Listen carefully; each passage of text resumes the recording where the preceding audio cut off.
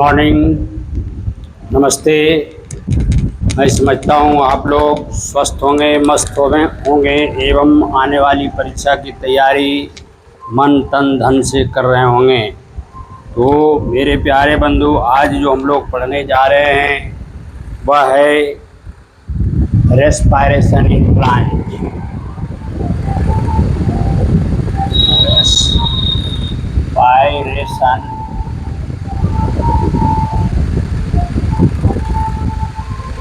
In plant. मेरे प्यारे बंधु, हम लोग अभी श्वसन वाला चैप्टर में हम लोग चल रहे हैं। तो आज हम लोग जो पढ़ेंगे वह रेस्पायरेशन इन प्लांट, पौधे में श्वसन पढ़ेंगे। पौधे में श्वसन। तो भाई, पौधे में श्वसन कैसे होता है इसके विषय में हम लोग आज चर्चा करेंगे।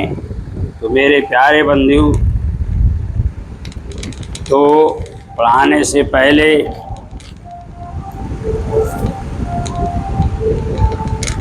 हिम्मत मत हारो, हिम्मत मत हारो, क्योंकि पहाड़ों से निकलने वाली नदी। हिम्मत मत हारो, क्योंकि पहाड़ों से निकलने वाली नदी आज तक किसी से रास्ते में नहीं पूछा कि समंदर कितना दूर है। तो मेरे प्यारे बंधु, बढ़ते रहें, एक दिन आपका मंजिल अवश्य मिलेगा। तो भाई, आप रुके नहीं, रुकिएगा तो मंजिल आपका दूर हो जाएगा। तो मेरे प्यारे बंधु, आज जो हम लोग पढ़ रहे हैं वह आपका रेस्पायरेशन इन प्लांट हम लोग पढ़ेंगे। तो भाई, इसके लिए मैं एक फिगर बना रहा हूँ। तो भाई, सपोज दैट ये आपका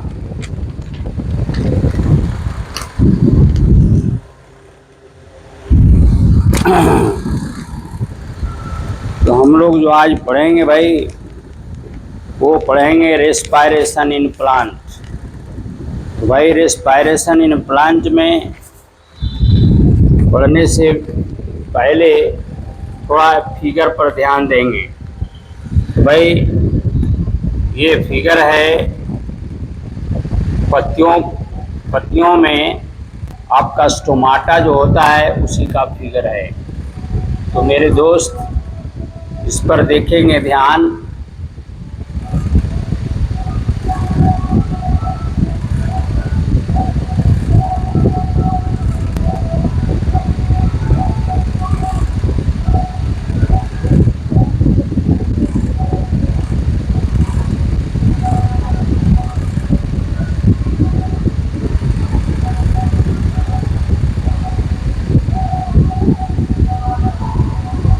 तो ये फिगर है हमारा, ये हमने आपका ये जो आपका फिगर बनाया है, ये स्टोमाटा का फिगर है आपका।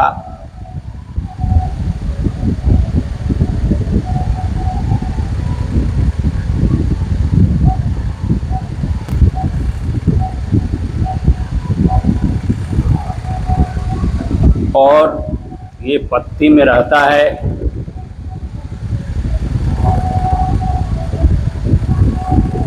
चलिए, ये आपका हो गया।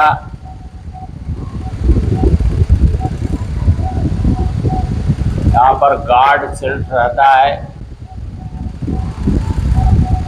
Guard cells. ये आपका है स्टोमाटा का, आपका है स्टोमाटा का छिद्र।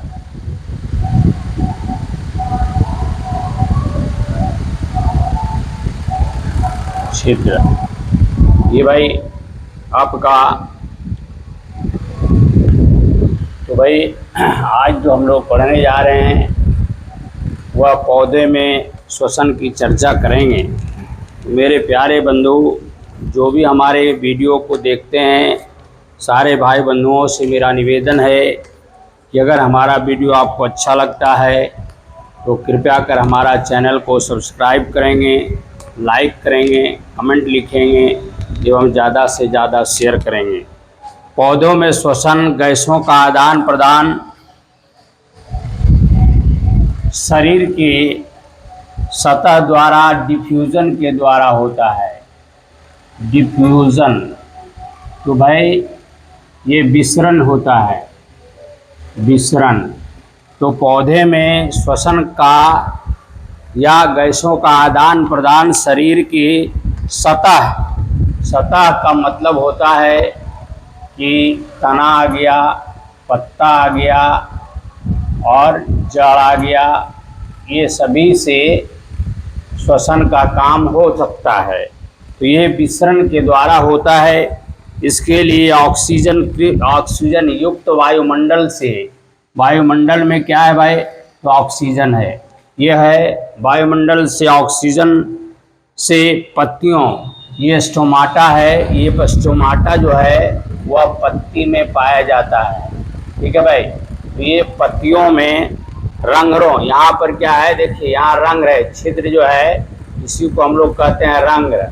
इसको क्या कहते हैं भाई, रंग इसको कहते हैं, इसको हम लोग स्टोमाटा कहते हैं। तो भाई ये जो स्टोमाटा का छिद्र है तो इसी के द्वारा क्या होता है, ऑक्सीजन वायुमंडल से लेता है। तो भाई ये ऑक्सीजन कहाँ से लिया, तो वायुमंडल से लिया। कौन लिया, तो पत्ती लिया। इसके अलावे पुराने वृक्ष जो बहुत पुराना हो गया है, तो पुराना वृक्ष के तनों की बड़ी त्वचा, बड़ा वृक्ष जब हो जाता है तो उसके तनों की बड़ी त्वचा जो होता है, उस स्थिति में लेंटिकल्स एवं अंतरकोशिकीय स्थान, वहाँ पर क्या होता है, बड़ा वृक्ष जब होगा तो उसमें क्या होता है, उसके त्वचा में आपका लेंटिकल्स, वात रंध्रों अथवा अंतरकोशिकीय स्थान, इंटरसेलुलर स्पेसेस द्वारा पौधे में प्रवेश करती है। जो बड़ा वृक्ष होता है, जो बहुत आपका बड़ा वृक्ष हो गया भाई, तो ये क्या रहता है, इसमें रहता है आपका लेंटिकल्स। क्या रहता है, तो लेंटिकल्स रहता है। तो भाई ये बड़ा अगर वृक्ष आपका है, ये क्या है भाई, बड़ा वृक्ष अगर हो गया तो इसमें श्वसन कैसे होता है, तो पत्ती के द्वारा तो होता ही है। इसके अलावे ये तना के ऊपर जो आपका बार्क होता है, तना के त्वचा पर क्या होता है, बार्क पर स्थित लेंटिकल्स होता है। बार्क पर स्थित क्या होता है, बार्क जो होता है इस पर क्या होता है, लेंटिकल्स होता है। क्या होता है, लेंटिकल्स के द्वारा ये क्या करता है, O2 ऑक्सीजन जो है वह वायुमंडल से लेता है। इसके अलावा इंटरसेलुलर स्पेसेस होता है, दो कोशिकाओं के बीच में एक स्पेस होता है जिसको हम लोग कहते हैं इंटरसेलुलर स्पेसेस। तो ये इंटरसेलुलर स्पेसेस से भी ये अपने ऑक्सीजन को वायुमंडल से लेता है। तो कौन भाई, बड़े वृक्ष, बड़ा वृक्ष जो होता है। इसके अलावे पौधे की जड़, पौधे का जड़ कहाँ है, मिट्टी के अंदर है। तो भाई मिट्टी के कणों के बीच में क्या है भाई, तो ऑक्सीजन है। मिट्टी के कणों के बीच में क्या है, ऑक्सीजन है। तो वहाँ पर क्या करता है, ये जड़ जो है इसका मूल रोम होता है, जिसको हम लोग कहते हैं रूट हेयर। क्या कहते हैं भाई, तो रूट हेयर। ये मूल रोम के द्वारा, जिसको रूट हेयर के द्वारा क्या करता है, मिट्टी के कणों के बीच में क्या रहता है, ऑक्सीजन रहता है। तो ये ऑक्सीजन वहाँ से भी ये श्वसन के रूप में विसरण के माध्यम से लेता है। ठीक है भाई, ऑक्सीजन ग्रहण करते हैं तथा कार्बन डाइऑक्साइड बाहर छोड़ देते हैं। ये ऑक्सीजन क्या लेते हैं, मिट्टी के कणों के बीच में ऑक्सीजन स्थित रहता है। तो वहाँ पर क्या करता है, ये मूल रोम के द्वारा, रूट हेयर के द्वारा ऑक्सीजन ग्रहण करता है। तो भाई कितने तरह से हुआ भाई, तो तना के द्वारा लिया, पत्ती के द्वारा लिया, जड़ के द्वारा लिया, और इसके जो और ये क्या करता है, तो भाई ये तो ऑक्सीजन को लेता है और कार्बन डाइऑक्साइड को क्या करता है, वो छोड़ देता है, ठीक है। लेकिन जलीय पौधे में क्या होता है, ये तो आपका टेरेस्ट्रियल पेड़ हो गया, पौधे हो गया। अब आइए जलीय पौधा, एक्वेटिक वाटर, एक्वेटिक प्लांट। तो एक्वेटिक प्लांट जो होता है, एक्वेटिक प्लांट जो होता है, ये जलीय पौधा भी विसरण के द्वारा ही, आपका विसरण डिफ्यूजन के द्वारा ही जल से ऑक्सीजन ग्रहण करते हैं। चूंकि जल में क्या है, ऑक्सीजन है। तो भाई जल से क्या करते हैं, विसरण के द्वारा जलीय पौधे भी क्या करते हैं, तो ऑक्सीजन को लेते हैं और कार्बन डाइऑक्साइड गैस मुक्त करते हैं। इस प्रकार पौधे में गैसों का विनिमय की क्रिया विधि बहुत ही सरल होती है। आपका गैसों का आपका आदान प्रदान जो होता है, इसमें पौधे में ये क्रिया विधि जो होता है बहुत ही सिंपल होता है, सरल होता है। लेकिन यही आपका मानव में क्या होता है, कॉम्प्लेक्स होता है। तो चलिए, पौधे में गैसों के आदान प्रदान, विसरण की दिशा इनकी आवश्यकताओं तथा पर्यावरणीय अवस्थाओं पर डिपेंडेंट करता है। ये जो आपका विसरण है, ये इसकी आवश्यकताओं तथा पर्यावरणीय अवस्थाओं पर निर्भर करता है। ये पौधे में गैसों का जो आदान प्रदान होता है वह परिस्थिति के अनुसार इसमें होता है।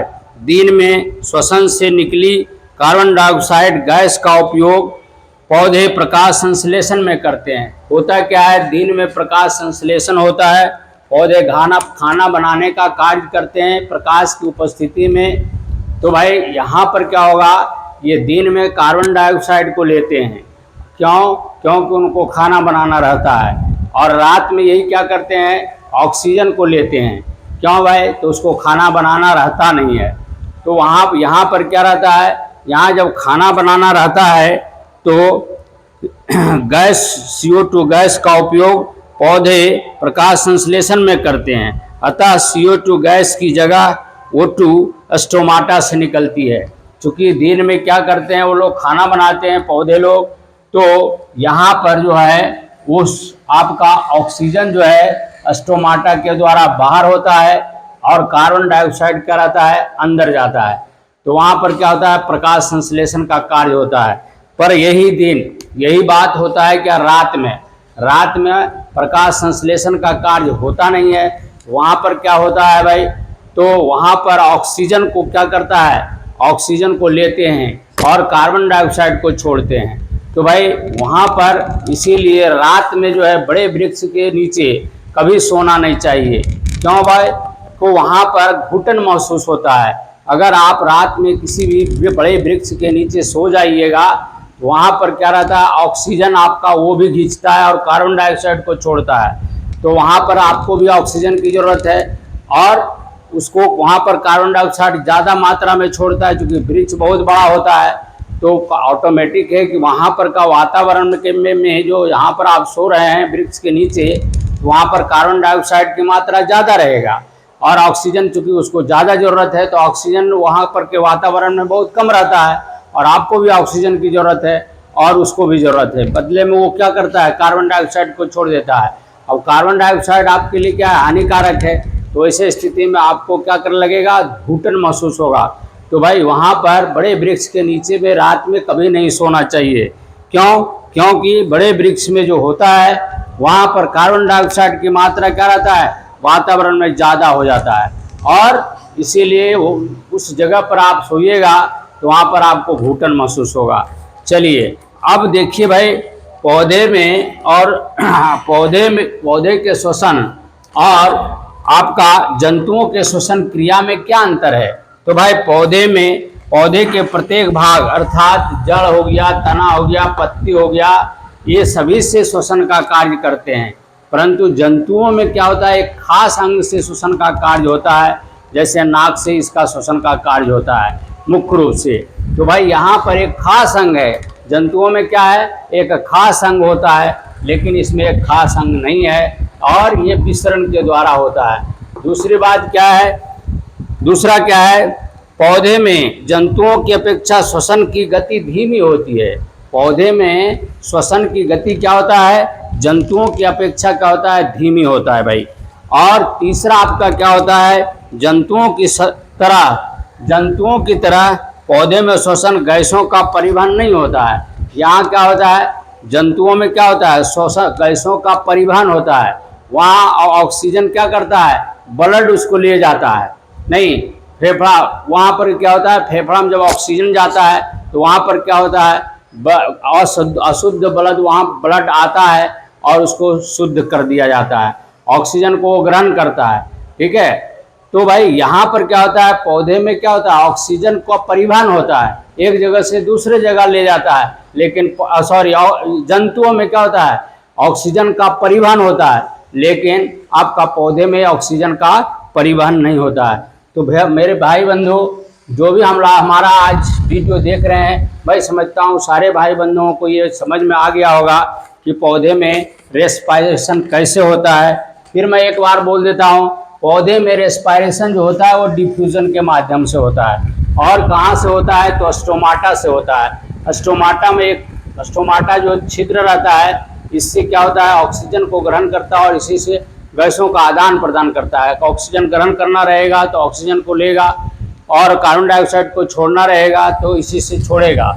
दूसरी बात यह है कि पौधे के बड़े वृक्ष जो होते हैं, बड़े वृक्ष में क्या होता है, लेंटिकल्स होता है। यहाँ पर क्या होता है, पौधे के बड़े वृक्ष जो छाल होते हैं, छाल जिसको कहते हैं, उसमें लेंटिकल्स होता है, और इसी लेंटिकल्स के सहारे वो क्या करते हैं, ऑक्सीजन लेते हैं। इसके अलावा इसमें क्या होता है, दो सेल के बीच में इंटर सेलुलर स्पेसेस पाए जाते हैं, आपका अंतर कोशिकीय स्थान पाए जाते हैं, उससे भी ऑक्सीजन क्या करता है, ये ग्रहण करता है। और जड़ बहुत बड़े बड़े पौधे जो बड़े बड़े वृक्ष जो होते हैं, उसका जड़ बहुत नीचे तक जाता है। उसमें क्या रहता है, मूल रोम रहता है, जिसको रूट हेयर कहते हैं। ये रूट हेयर क्या करता है, मिट्टी के कणों के बीच में ऑक्सीजन क्या रहता है, ऑक्सीजन रहता है। वहाँ से क्या करता है, ये आपका ऑक्सीजन को ग्रहण कर देता है। यही कारण है कि बड़े वृक्ष को पानी में अगर बहुत चारों तरफ से अगर पानी में रख दिया जाए तो कुछ दिन के बाद वो मर जाता है। क्यों मर जाता है भाई, तो पानी का जल जमाव अगर रहता है वृक्ष के जहाँ पर रोपा हुआ है, पेड़ पौधे जहाँ रोपा गया है, वहाँ पर अगर जल जमा हो गया तो ऐसे हालत में ऑक्सीजन क्या होता है, नहीं जा पाता है, मिट्टी के अंदर नहीं जा पाता है। वैसे स्थिति में वहाँ का पौधा मर जाते हैं। तो भाई चूंकि ऑक्सीजन आपका वहाँ है नहीं और नहीं पहुँच पाता है, जल जमाव रहने के कारण वहाँ ऑक्सीजन मिट्टी में क्या होता है, नहीं पहुँच पाता है, जिसके कारण ये होता है पौधे क्या होते हैं, मर जाते हैं। तो भाई जल जमाव की स्थिति जब हो जाता है तो बड़े बड़े वृक्ष क्या होता है, मरने की संभावना उसको ज़्यादा रहता है। तो मैं समझता हूँ कि जो भी आप हमारा वीडियो देख रहे होंगे, आपका पौधे में श्वसन जो होता है बहुत सिंपल होता है। आपका वातावरण में ऑक्सीजन रहता है, उसी से ग्रहण कर लेता है, और ग्रहण करने का जो आपका जगह है, स्थान है, जो मैं बता दिया, तना पत्ता जड़ है, इसी सब से क्या करता है, पौधे श्वसन करते हैं। तो भाई इसी शब्दों के साथ आज का जो हमारा वीडियो था वह था पौधे में रेस्पिरेशन। और आपका डिफरेंस में मैं बता दिया कि भाई पौधे में रेस्पिरेशन और आपका जंतुओं में रेस्पिरेशन में क्या अंतर है। तो भाई पौधे में रेस्पिरेशन जो होता है वो धीमी होता है, बल्कि जंतुओं में क्या होता है, ये तेजी गति से होता है। दूसरा, पौधे में खास अंग नहीं है, इसका 2-3 तरह का अंग है, जैसे जड़ से भी लेता है, तना से भी लेता है, पत्ती से भी लेता है। तो ये सब से क्या रहता है, ऑक्सीजन ये श्वसन का कार्य करता है। लेकिन आपका जंतुओं में एक खास अंग है जिसके द्वारा क्या करता है, वो श्वसन का कार्य करता है। और क्या है भाई, तो इसमें आपका जंतुओं में क्या होता है, जंतुओं में आपका गैसों का आदान प्रदान जो होता है वह परिवहन होता है। वहाँ पर ऑक्सीजन क्या होता है, ढो कर ले जाया जाता है। लेकिन यहाँ पर क्या होता है, ऑक्सीजन का परिवहन नहीं होता है। कहने का मतलब गैसों का परिवहन नहीं होता है, पौधे में नहीं होता है। तो मेरे प्यारे बंधु, जो भी आप लोग हमारे वीडियो को देख रहे होंगे, सारे भाई बंधुओं से मेरा निवेदन है कि हमारा वीडियो देखने के बाद अगर आपको अच्छा लगता है तो कृपया कर मेरा चैनल अशोक राय एंड राय को सब्सक्राइब करें, लाइक करें, कमेंट लिखें एवं ज़्यादा से ज़्यादा शेयर करें। इसी शब्दों के साथ आज का मैं क्लास समाप्त करता हूं। अगले दिन फिर दूसरा टॉपिक के साथ आपके साथ रूबरू होऊंगा। तब तक के लिए आपसे इजाज़त चाहता हूं। जय हिंद, जय भारत।